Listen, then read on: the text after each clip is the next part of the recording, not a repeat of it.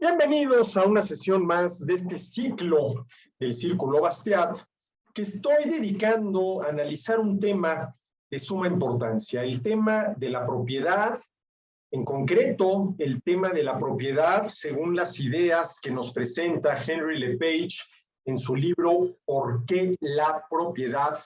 Un libro del ya lejano 1984, pero que sin ninguna duda sigue estando vigente, sobre todo porque hoy en día cualquier idea que se aporte para defender la propiedad privada en general y en concreto la propiedad privada sobre los medios de producción, que es la propiedad privada más asediada por quienes no están de acuerdo con ella, es sin duda alguna bienvenido, y este libro nos proporciona muchas ideas, además de varios ejemplos históricos, de lo que sucede cuando se atenta en contra de la propiedad privada, sobre todo de los medios de producción, ¿sí? Sin los cuales, pues simple y sencillamente, también se está atentando en contra de la libertad individual para poder producir, ofrecer y vender.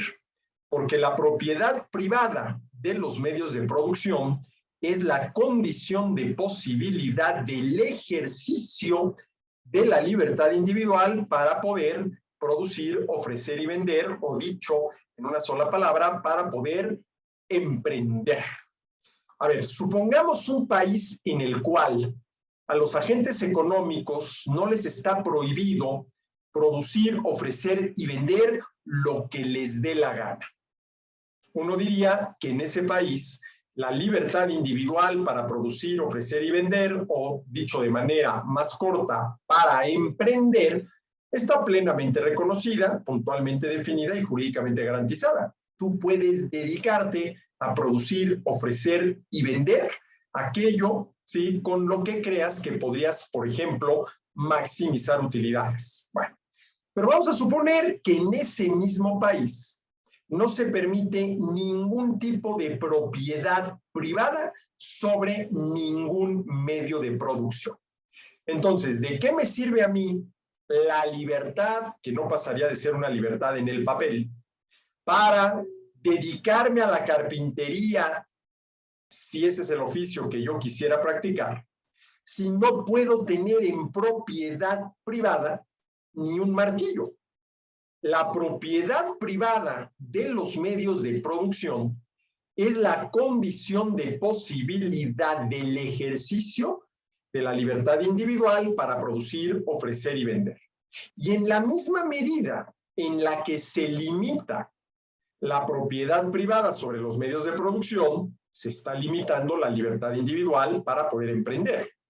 Y si se llegara, ¿sí?, a eliminar la propiedad privada de los medios de producción, también se estaría eliminando, ¿sí?, la libertad individual para poder producir, ofrecer y vender bienes y servicios, para poder emprender. Y realmente la discusión, ¿sí?, en torno a la propiedad privada no es tanto la discusión en torno a la propiedad privada de los bienes y servicios para el consumo final. Es, e históricamente ha sido, la discusión en torno a la propiedad privada de los medios de producción. Y es por eso que LePage dedica varios de los capítulos de su libro a analizar qué sucede cuando se limita, y hay muchas maneras de limitarla, históricamente ha habido muchas, ¿sí?, la propiedad privada sobre los medios de producción. O de plano, cuando se elimina, por ejemplo, expropiándose empresas privadas para convertirlas en empresas del gobierno, ¿sí? Pues lo que sucede es que también estás acabando con la libertad individual para poder producir, ofrecer y vender, por lo menos en esos sectores de la actividad económica en los cuales solamente el gobierno, de manera monopólica, puede participar a través de sus empresas. Es por esta razón que LePage pone el énfasis en la propiedad privada sobre los medios de producción, partiendo de lo que él llama la empresa clásica, ¿sí? La empresa privada clásica, que a lo largo de la historia se ha venido, vamos a decirlo así, deformando, por ejemplo, en la medida en que a los trabajadores se les permite o inclusive se les garantiza por ley, ¿sí?, la cogestión en la empresa donde trabaja. Y estamos ya en el capítulo número 6, ¿sí?, cuyo título es La propiedad y el poder, la trampa de la democracia económica. Y en este capítulo lo que Lepage hace es analizar fundamentalmente qué sucede cuando, y esta es la palabra correcta, no nacionalización, no estatización, sino gubernamentalización. ¿Qué sucede cuando los gobiernos expropian empresas privadas para convertirlas en empresas del gobierno? Eso, al pan pan y al vino vino, no es una nacionalización, no necesariamente es una estatización, pero lo que sí es una gubernamentalización. Y eso es lo primero que analiza Lepage, a ver qué sucede, ¿sí? Por ejemplo, qué tipos de incentivos se generan en quienes están al frente de estas empresas del gobierno cuando se gubernamentalizan empresas privadas. Luego analiza también el tema de la cogestión. ¿Qué sucede cuando a los trabajadores se les abre la puerta para que participen en la gestión de la empresa?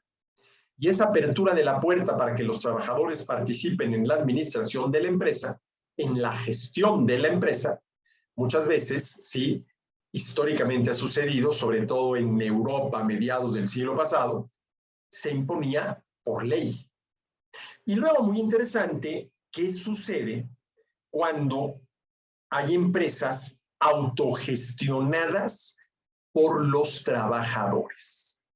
Y al final de cuentas, lo que está explicando Lepage es lo que sucede cuando la administración de las empresas está divorciada, como sucede, por ejemplo, con las empresas del gobierno, como sucede, por ejemplo, cuando los trabajadores participan de la gestión de la empresa por medio de esta figura de la cogestión, o cuando son únicamente los trabajadores los que gestionan su, entre comillas, su empresa por medio de la autogestión. Bueno, ya vimos lo que sucede con la gubernamentalización y toca hoy analizar qué sucede cuando, ¿sí?, lo que aparece es la cogestión. Cuando lo que aparece es la cogestión.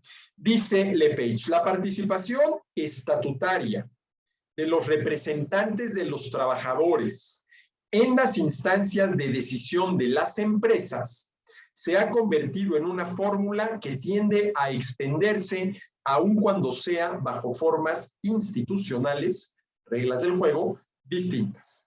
¿Qué es esto de la participación estatutaria de los representantes de los trabajadores en las instancias de decisión de las empresas? A ver, no pueden participar todos los trabajadores en la gestión de la empresa, por más que el esquema sea de cogestión. No pueden participar todos. Entonces, ¿quiénes son los que participan? Los representantes de los trabajadores, que por lo general pues, serían, por ejemplo, los líderes de los sindicatos. Entonces, la participación estatutaria de los representantes de los trabajadores en las instancias de decisión de las empresas, dice Lepage, recordemos que esté escribiendo en la primera mitad de los años 80 del siglo pasado, el libro se publicó por primera vez en 1985, se ha convertido en una fórmula que tiende a extenderse aun cuando sea bajo formas institucionales distintas. Y luego recurre Lepage a Willy Brandt, ¿sí?, quien ante este fenómeno de la participación estatutaria de los representantes de los trabajadores en las instancias de decisión de las empresas, se preguntaba si nos encontramos ante un progreso decisivo en el proceso de democratización de nuestra sociedad.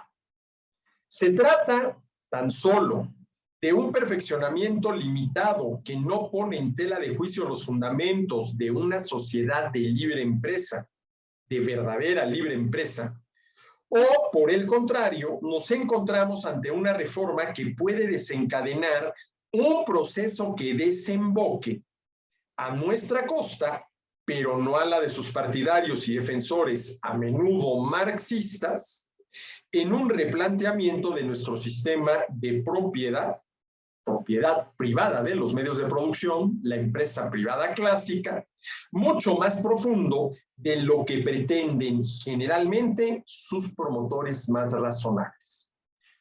Estas preguntas son las que, ante el fenómeno de la cogestión, se hacían muchas personas a partir de mediados del siglo XX y de ahí en adelante.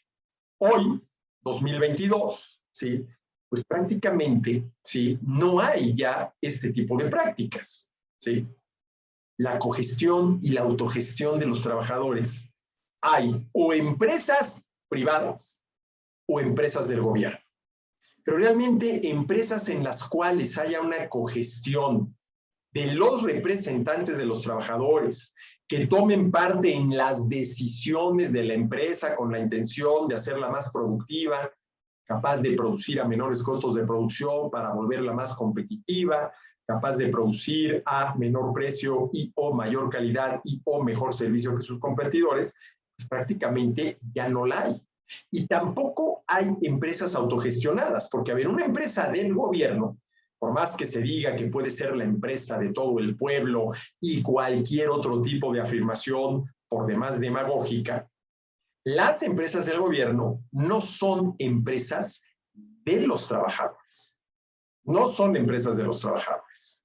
Por más que muchas veces se utilicen para defender los intereses de los trabajadores y no garantizar sus derechos. Y hay una gran diferencia entre defender los intereses de los trabajadores y garantizar sus derechos, ¿sí? Pero estrictamente hablando, una empresa del gobierno no es una empresa autogestionada por los trabajadores de esa empresa, ¿sí? Todo lo que se preguntaban cuando empezaron a surgir todos estos medios de democratización económica, democratización porque se empezaron a abrir espacios para la participación de los trabajadores, de los obreros asalariados en la toma de decisiones de las empresas, ¿sí? Este tipo de preguntas es las que surgían cuando se empezaron a dar estos esquemas. Y repito, nos encontramos, ¿sí?, a partir de esta participación estatutaria, por estatutos, muchas veces por ley, de los representantes de los trabajadores en las instancias de decisión de las empresas, ante un progreso decisivo en el proceso de democratización de nuestra sociedad. Y aquí aparece un concepto importante, la democratización de la sociedad en la parte económica. A ver, ¿se entiende bien lo que quiere decir democratización de la sociedad en la parte política? Comenzando por la democracia electoral. Llega al poder aquel que obtuvo la mayoría de votos a partir de un sufragio efectivo, de elecciones limpias, ¿sí? Y hay quien piensa, y esto habría que analizarlo con más detalle, que dado que necesitamos un gobierno y por lo tanto gobernantes, ¿sí?, la mejor manera de que los gobernantes lleguen al poder es por la vía democrática, que sean elegidos, si no por todos, sí por una mayoría, ¿sí? La democratización política de la sociedad. Eso se entiende. Pero ¿qué habría que entender por la democratización, por ejemplo, de una empresa? A ver, ¿qué se entiende por democratización política? Que el pueblo elige a sus gobernantes.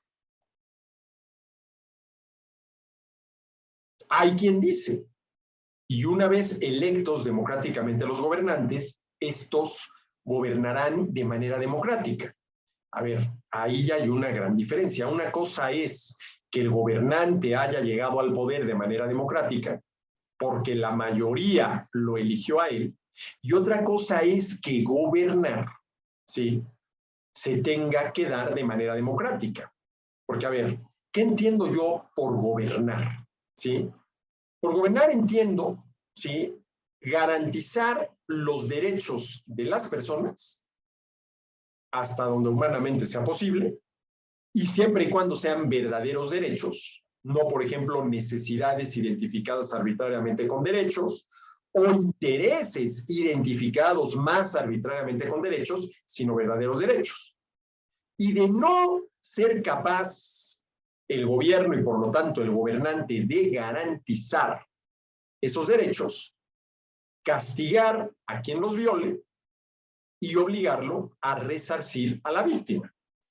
Y a ver, estas tareas, garantizar los derechos de los ciudadanos, castigar a quien viole los derechos de los ciudadanos y obligarlo a resarcir a la víctima, son tareas que el gobierno debe realizar sin consultar con el pueblo, con el demos, si debe o no debe de hacerlo. La tarea de gobernar nunca debe llevarse a cabo de manera democrática. Pero bueno, traslademos este concepto de democracia, por ejemplo, al ámbito de la empresa. ¿Cómo podríamos entender la democracia en el ámbito de la empresa? Bueno, trasladado el concepto de democracia, sobre todo de democracia electoral, tal cual al ámbito de la economía, pues podríamos pensar que la democracia en el ámbito de la economía y de la empresa en particular consistiría en que los trabajadores eligieran, ¿sí?, a sus jefes. Eso es imposible. Hombre, al menos que fuera una empresa autogestionada por los trabajadores y entonces democráticamente eligieran entre todos ellos quién iba a realizar cada una de las tareas que hay que realizar en una empresa para que ésta funcione. Pero si estamos hablando de una empresa privada en el sentido clásico del término, ¿sí?, ¿quién es el que puso, por ejemplo, al empresario en esa posición y a realizar esas tareas? Él mismo se puso en esa posición. A ver, vamos a suponer que yo decido poner una empresa, decido poner un negocio y lo pongo y empiezo a producir y ofrecer los bienes y servicios propios del negocio que puse. ¿Quién me puso allí? Yo. Yo me puse a mí mismo, ¿sí? Necesito contratar personas, puesto que yo solo no voy a poder operar el negocio. A quienes les voy a pagar un salario, ¿sí? Pero yo sigo siendo el que toma, por ejemplo, las decisiones de qué producir y cómo producirlo. Que puedo pedir consejo y que puedo pedírselo a mis trabajadores y que tal vez me convenga pedírselos, sí. Pero una cosa es que yo les pida consejo y otra cosa es que ellos tengan el derecho, por ejemplo, a través de un esquema de cogestión, de participar con voz y voto en ese tipo de decisiones. Ahí ya no estamos hablando de una empresa privada en el sentido clásico del término. ¿Sí?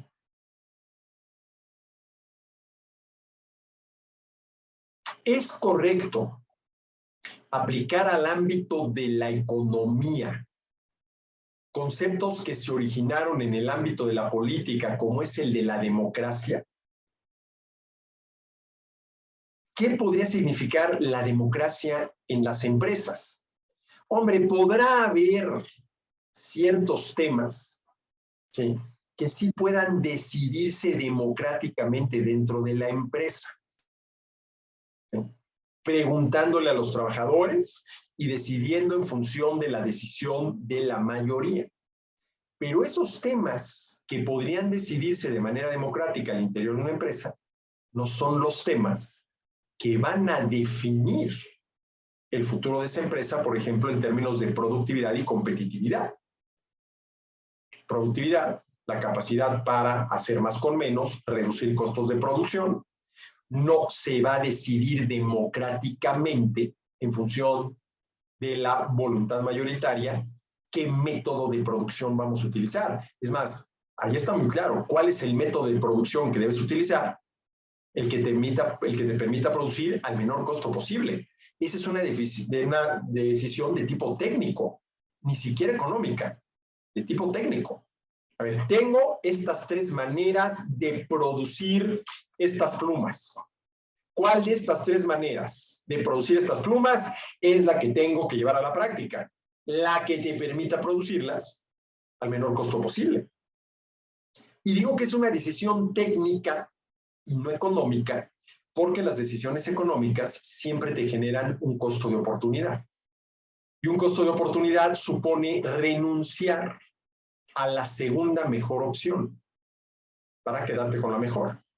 Pero si yo tengo tres maneras de producir estas plumas y elijo la menos costosa, no estoy incurriendo en un sacrificio. Porque si yo escojo lo mejor, ¿sí?, la manera menos costosa de producir la pluma, no hay un costo de oportunidad, porque ninguna de las otras dos eran realmente opciones. Y lo propio de las actividades económicas estrictamente dichas es que sí te generan costos de oportunidad. Por ejemplo, el qué producir sí te genera un costo de oportunidad. A ver, yo puedo producir, para poner un ejemplo muy claro, tacos o tortas. Si estoy considerando las dos opciones, es porque considero que las dos son valiosas. Ahora, como no me alcanza el dinero para poner un negocio que produzca tacos y tortas, tengo que elegir. Y si elijo los tacos, si pongo una taquería, el costo de oportunidad fue no haber puesto una tortería. O si pongo la tortería, el costo de oportunidad fue no haber puesto la taquería. Ahí sí hay un costo de oportunidad y por lo tanto se trata de una decisión de tipo económico. ¿Sí? Pero, por ejemplo, decidir o elegir más bien cuál es el método que voy a utilizar para producir lo que le voy a ofrecer a los consumidores. Y obviamente ese método de todos los disponibles tendrá que ser el que te permita producir a menor costo. Es una cuestión de tipo técnico, no de tipo económico. Y siempre está muy claro, porque las cuestiones de tipo técnico, las decisiones de tipo técnico que no te generan un costo de oportunidad son muy claras. Las decisiones económicas que sí te generan un costo de oportunidad, precisamente porque hay un costo de oportunidad, resultan a veces más difíciles. Pero ¿qué hay que entender por democratizar la economía en general y democratizar las empresas en particular?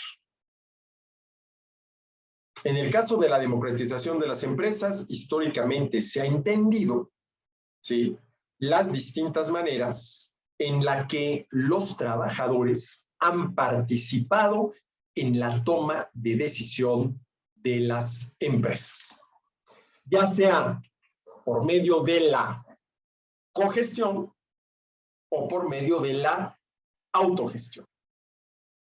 Si se trata de cogestión, ¿sí?, es una empresa privada con dueños privados que voluntariamente, suponiendo que haya sido el caso, o por ley, como lo fue en la gran mayoría de los casos, tenían que abrirle la puerta a los representantes de los trabajadores, que por lo general eran los líderes sindicales, para que tomaran parte en la gestión de la empresa.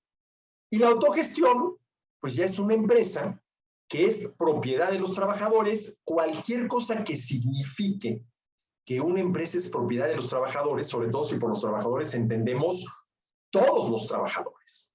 Porque, a ver, entendemos perfectamente bien qué se quiere decir cuando dices, esta empresa es propiedad de Juan Pérez.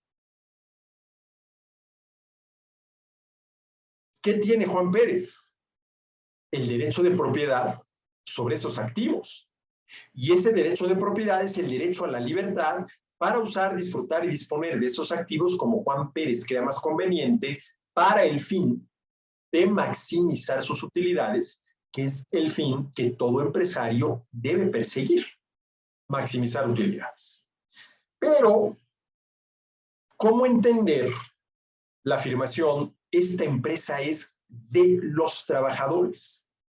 ¿Quiénes para el efecto práctico de ejercer el derecho de propiedad, que es el derecho a la libertad para usar, disfrutar y disponer de esos activos como se crea más conveniente, son los trabajadores?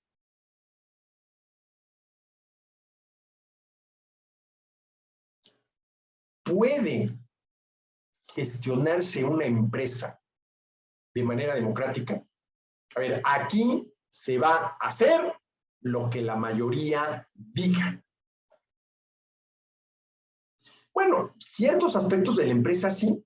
A ver, vamos a suponer que se va a acabar a cambiar el mobiliario, ¿sí?, de la cafetería donde comen los empleados de la empresa. Vamos a cambiar el mobiliario, ya tiene muchos años, ya está muy acabado, vamos a cambiarlo. Y hay varias opciones. Bueno, pues eso se puede decidir democráticamente. Va a estar la opción 1, la 2, la 3.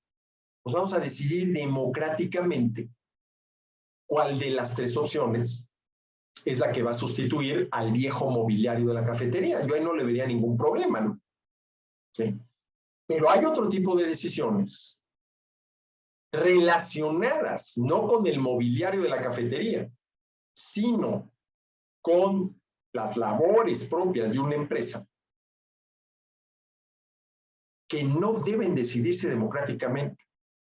Por más que se puedan decidir democráticamente, para que no deban decidirse democráticamente no quiere decir que no se deba, y así lo pongo, no se deba pedir opiniones, ¿sí? Escuchar, por ejemplo, a los trabajadores. Eso claro que sí.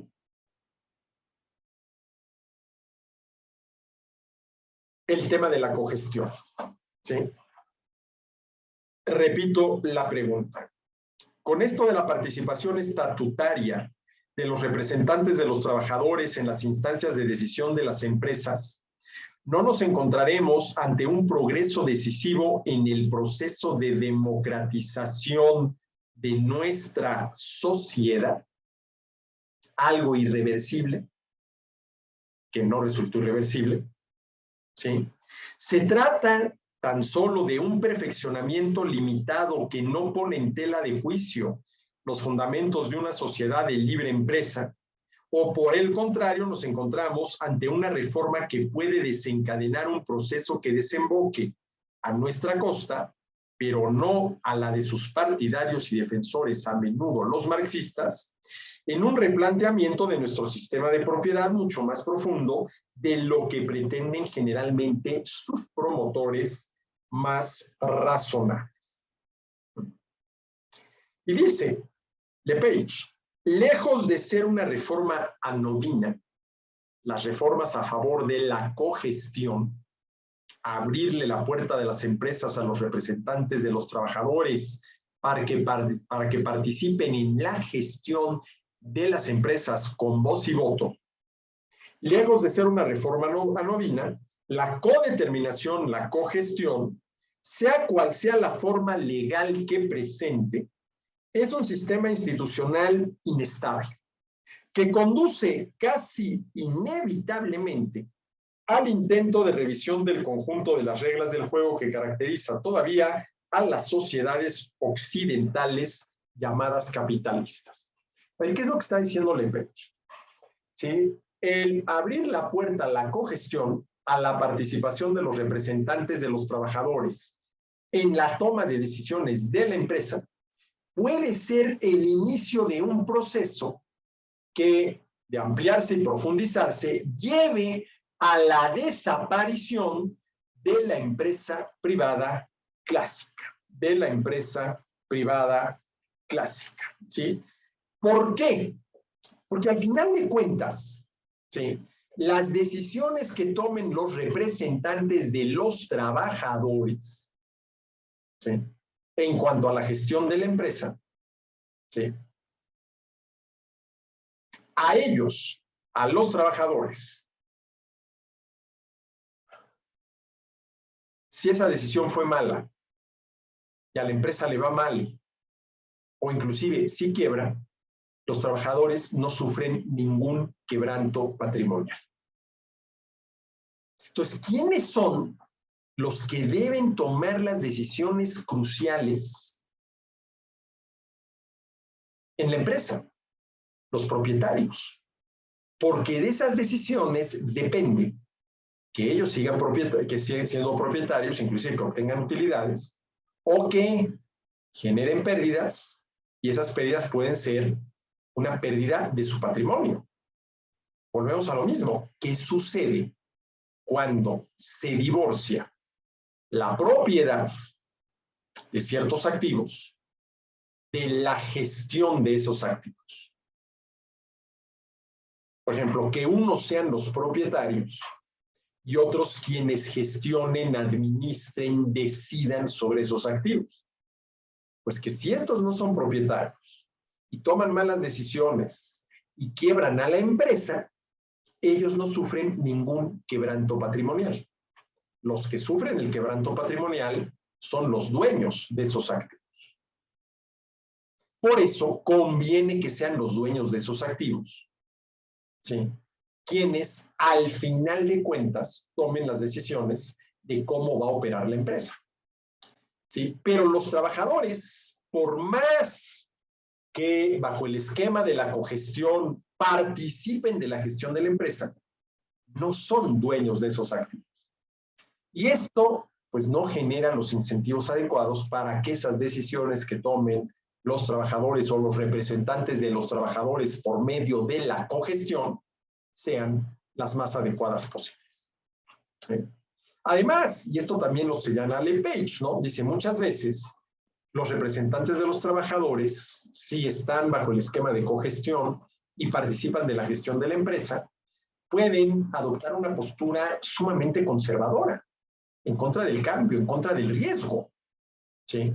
Porque al final de cuentas, aunque participen por la vía de la cogestión de la gestión de la empresa, lo único que reciben es su salario.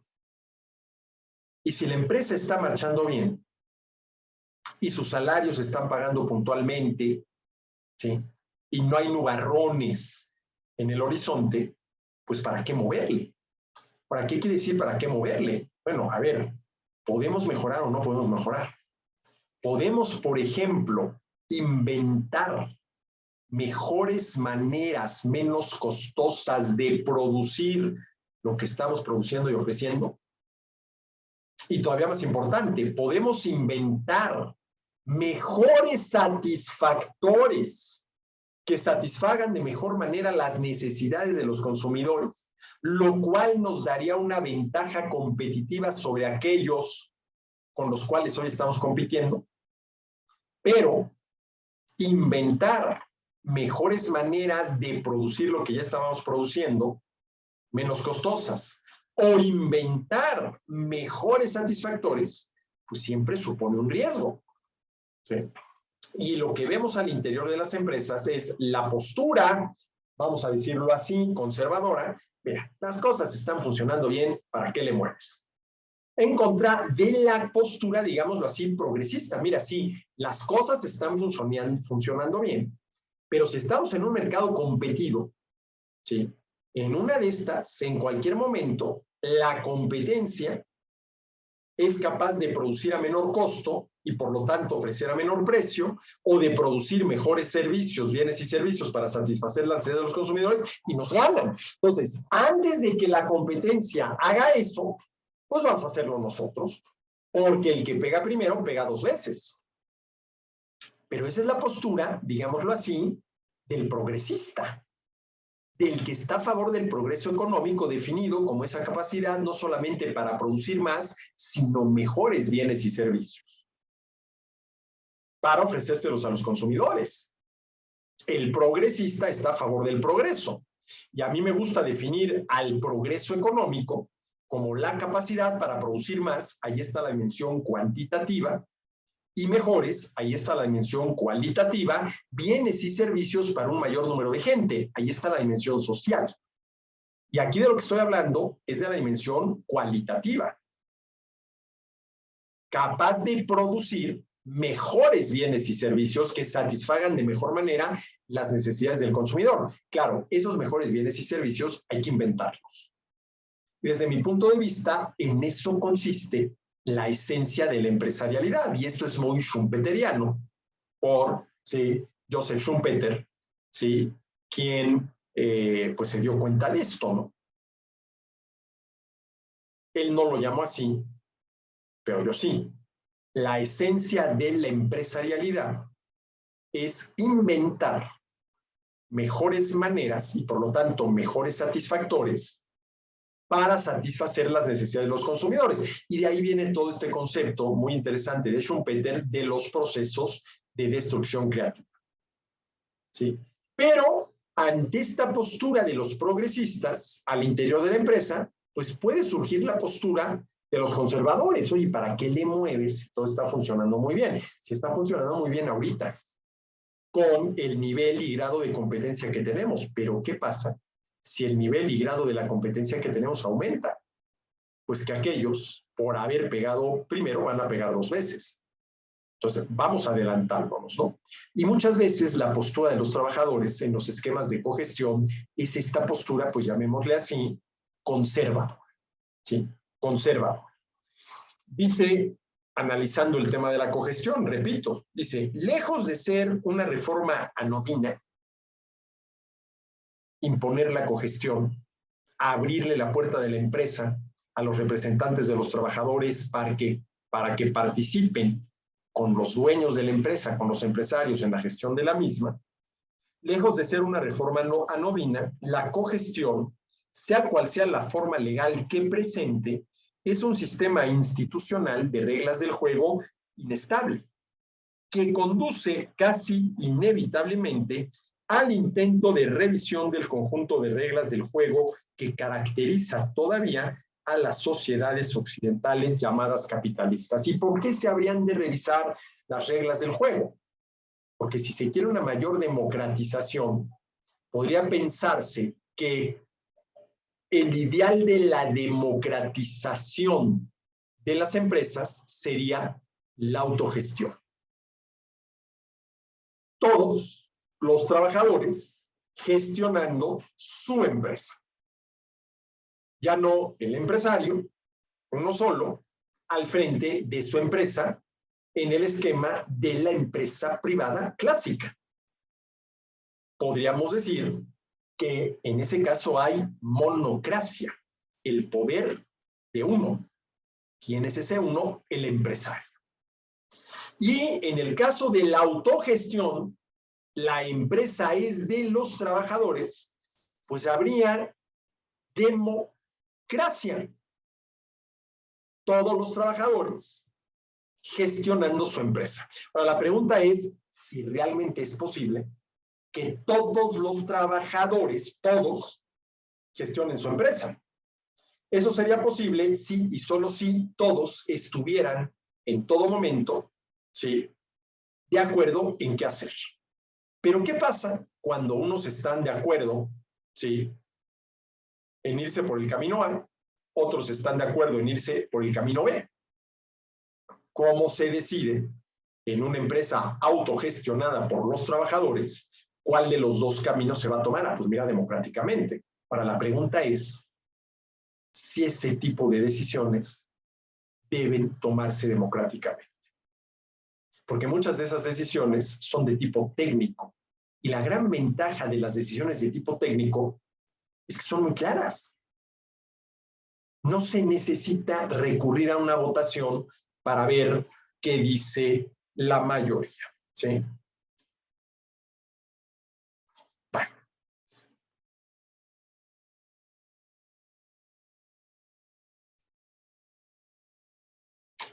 Ahora, ¿qué dice Le Pen? Dice, a ver, si las empresas en las cuales hay cogestión no mejoraron su desempeño y al contrario lo empeoraron, se le puede echar la culpa no a la cogestión, sino a lo que queda de la empresa privada clásica en esa empresa.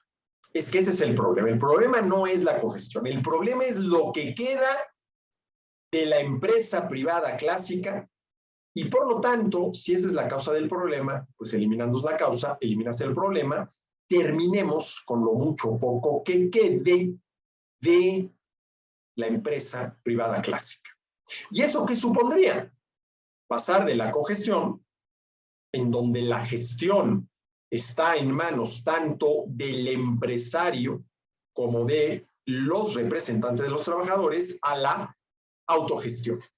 Pero claro, ¿qué supondría que una empresa privada, que sigue siendo privada, en la cual ya hay cogestión, pase a una empresa autogestionada? Se tendría que expropiar. Tú, monócrata, el único que estaba al frente de la empresa, el empresario en el sentido tradicional del término, pues ya no vas a ser. Porque ahora, quienes vamos a gestionar, no en un esquema de cogestión, ya no con ti, sino de autogestión, nada más nosotros, la empresa somos nosotros. Pero claro, para eso habría que expropiarla. Ahora, tú puedes expropiar una empresa privada, ¿sí? Y gubernamentalizarla, que el gobierno se quede con la empresa. Pero también se la puede expropiar para que se la queden los trabajadores.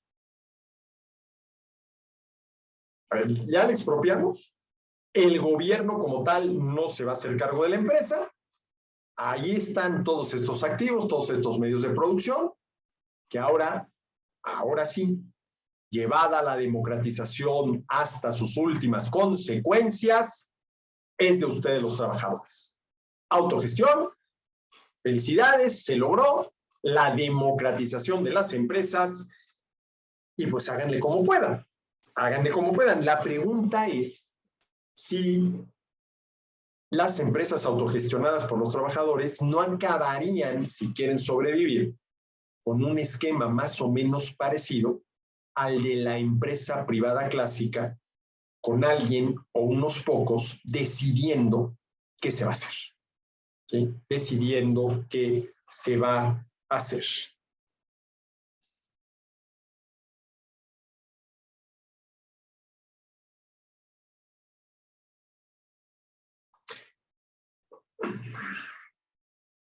Dice Lepage, si este tipo de organización interna de la empresa, denominada cogestión, no ha surgido espontáneamente de la libre iniciativa contractual, es lícito pensar que ello se debe a que esta forma de organización o reorganización de los derechos de propiedad no presenta en realidad las ventajas que sus partidarios tratan de atribuir. Porque en la gran mayoría de los casos, la cogestión se impuso por ley. Y la pregunta es, si se impuso por ley y no se adoptó voluntariamente con acuerdos entre el empresario y los trabajadores, ¿por qué sería? Pues tal vez porque no le convenía ni a los empresarios ni a los trabajadores. Fíjense cómo plantea Lepage el tema. Dice, si este tipo de organización interna de la empresa, denominada codeterminación o cogestión, no ha surgido espontáneamente, sin necesidad de que se imponga por medio de la ley, de la libre iniciativa contractual. A ver, una cosa es que en una empresa haya cogestión y que los representantes de los trabajadores participen en la gestión de la empresa junto a los empresarios y que esa cogestión sea producto de un contrato establecido entre el empresario y los representantes de los trabajadores. Y si así fue, es porque a ambas partes les conviene. Y otra cosa muy distinta es que los representantes de los trabajadores estén participando de la gestión de la empresa, porque al empresario no le queda otra más que aceptarlo porque se impone por ley. ¿Sí?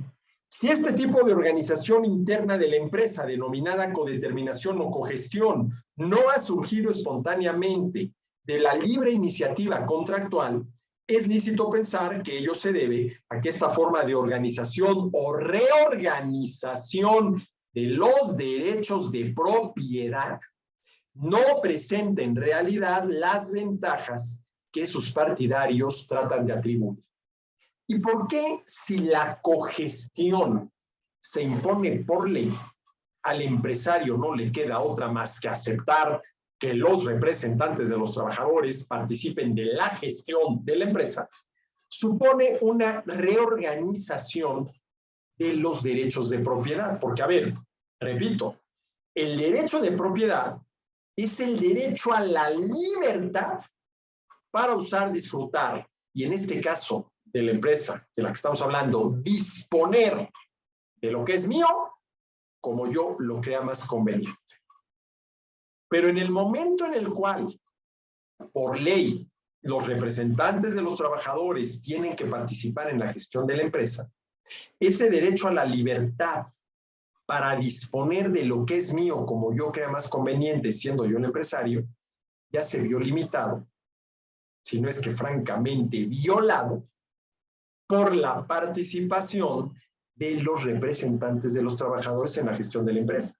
Porque ahora ya no soy solo yo el que dispone, como crea más conveniente, por ejemplo, para maximizar utilidades de esos activos, sino que también en esa disposición participan los trabajadores, los representantes de los trabajadores. Entonces, claro, hay una reorganización de los derechos de propiedad, y no digamos si se llega a la autogestión, porque ahí la reorganización de los derechos de propiedad fue dar un giro de 180 grados. Lo que era tuyo, empresario privado, en la empresa privada clásica, pues ya no es tuyo porque se te expropió y ahora es nuestro, de todos los trabajadores, porque ya estamos en el esquema de autogestión, ¿sí? Bueno.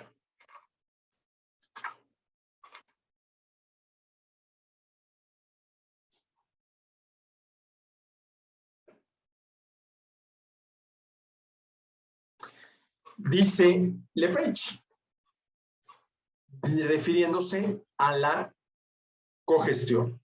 Tales iniciativas a favor de la cogestión solo tienen sentido y solo se podrán consolidar como forma superior de organización de la empresa si son fruto de acciones puramente voluntarias. Lo que no es aceptable es que la ley imponga a todos el mismo régimen. ¿Sí? ¿Por qué una medida que se juzga positiva cuando es voluntaria puede convertirse sistemáticamente en negativa cuando es impuesta por la ley? ¿Sí?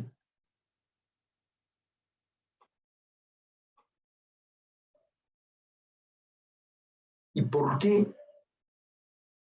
Esta la pregunta la hago yo. Hay un grupo de personas, los legisladores, quienes hacen las leyes, que creen saber mejor que los mismos empresarios y los mismos trabajadores qué es lo que más les conviene. Pero ustedes dirán, bueno, un tantito, la cogestión puede no convenirle al empresario, porque se está abriendo la puerta a los representantes de los trabajadores para que junto con él gestionen la empresa, pero no podrá convenirle a los trabajadores. A los representantes de los trabajadores, que por lo general son los líderes sindicales, puede ser que sí, pero a la gran mayoría de los trabajadores, ¿sí? Fíjense lo que dice Lepage. Ni siquiera los sindicatos alemanes, que poseen numerosos intereses industriales, han manifestado una gran preocupación por introducir la cogestión en sus propias empresas.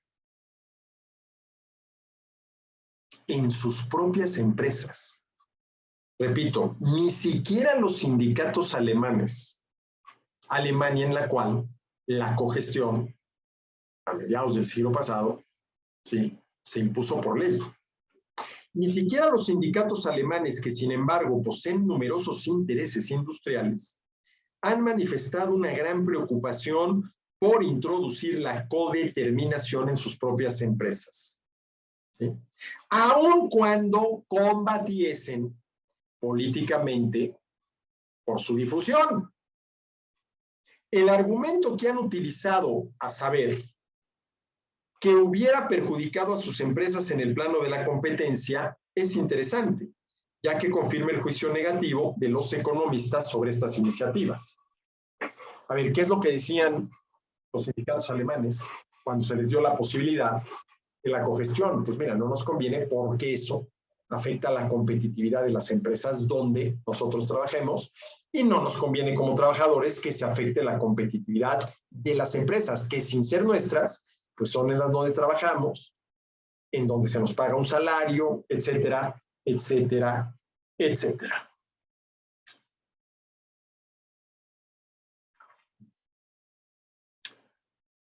Y bueno, la autogestión, ¿sí?, como una concepción colectivista del contrato y de la democracia.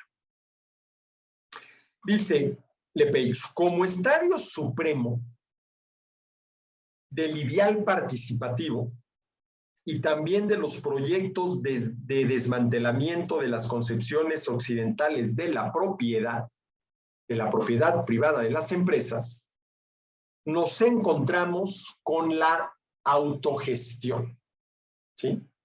Se puede reducir la firma autogestionada al modelo siguiente. 1.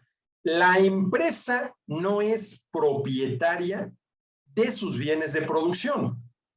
Estos pertenecen jurídicamente a la sociedad, que le concede un usufructo mediante el pago al Estado de un impuesto que se supone representa la remuneración del costo del capital. 2. Los riesgos del empresario y sus beneficios son compartidos no entre un pequeño número de accionistas privados, sino por el conjunto de los trabajadores, aunque las decisiones sigan estando concentradas en las manos de un equipo directivo bajo el control de los delegados elegidos por los trabajadores. Desaparece la noción de salario. Los ingresos de los trabajadores no están ya fijados por un contrato previo, sino que dependen de los beneficios que obtenga la empresa. A ver, si tú, trabajador, dejaste de ser trabajador asalariado y ahora eres uno de los propietarios de la empresa, pues ya no tienes salario. En el mejor de los casos tendrás participación en las utilidades de la empresa, ¿sí?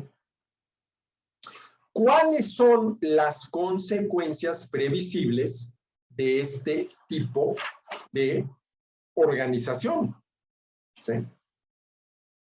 A diferencia del accionista capitalista, el trabajador en un esquema de autogestión no es el propietario de los ingresos futuros que producirá su inversión. No recibirá los frutos de su abstinencia de hoy más que si sigue en la empresa. Si la deja por jubilación, por despido o simplemente porque desea cambiar de empleo, no tendrá ningún derecho a compartir los ingresos suplementarios que puedan producirse por su pasado esfuerzo. Su interés por la inversión debe por ello reducirse seriamente. Así pues, la empresa autogestionada creará probablemente menos empleos y sentirá menos preocupación por encontrar la utilización más eficaz de sus recursos que la empresa capitalista. A ver, el dueño capitalista tiene intereses más fuertes para que la empresa, su empresa, salga adelante, que los intereses que puede tener un trabajador bajo el esquema de autogestión. Trabajador que es uno de los docenas, pueden llegar a ser cientos, de trabajadores dueños de la empresa, ¿sí? De la empresa. Y nos da aquí Lepage una serie de razones muy interesantes por la cual, pues, la empresa autogestionada simple y sencillamente, ¿sí?, no funciona, no termina por funcionar. Y estas son las razones por las cuales, bueno, al final de cuentas, a estas alturas del partido 2022, pues prácticamente no hay empresas privadas con cogestión ni tampoco empresas autogestionadas por los trabajadores.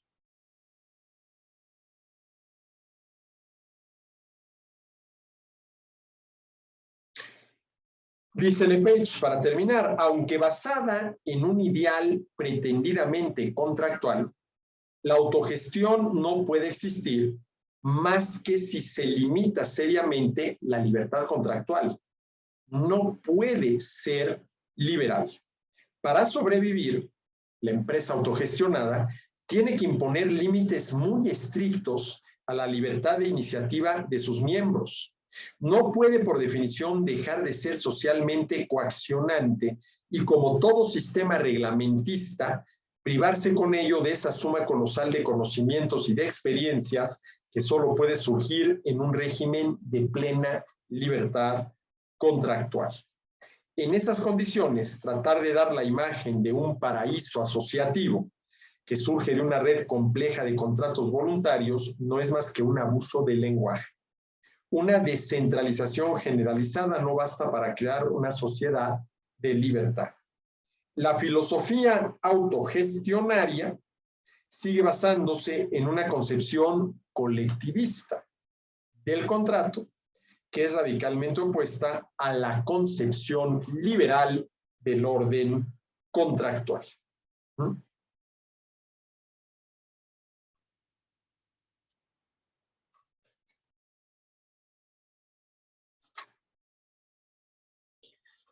Y en pocas palabras, lo que está diciendo Lepage, pues es que esta intención de democratizar la economía, pues parte de una filosofía errónea de la democracia. Tal vez el ámbito de la economía no sea el mejor ámbito para utilizar términos que originalmente vienen del ámbito de la política, como es el de la democracia. Esta concepción de la democracia, ya para terminar, de la democracia económica, no es más que una coartada que permite a los más dotados en el manejo de las palabras, de los conceptos y del dominio de las masas, imponer a otros su concepción del interés general.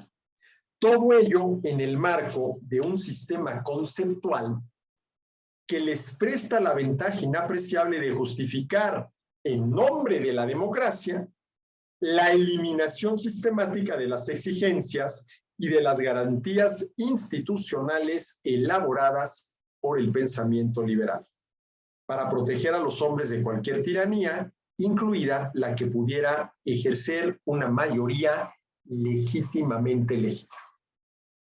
La gubernamentalización de empresas, el introducir por ley y por lo tanto, ¿sí?, de manera forzada, la cogestión en las empresas y las empresas autogestionadas, cuyas justificaciones podían encontrarse en alguna idea de democracia económica y democratización de las empresas, simple y sencillamente lo que está diciendo Lepage son una trampa, ¿sí?, que no logran realmente, ¿sí?, los objetivos que teóricamente se proponen.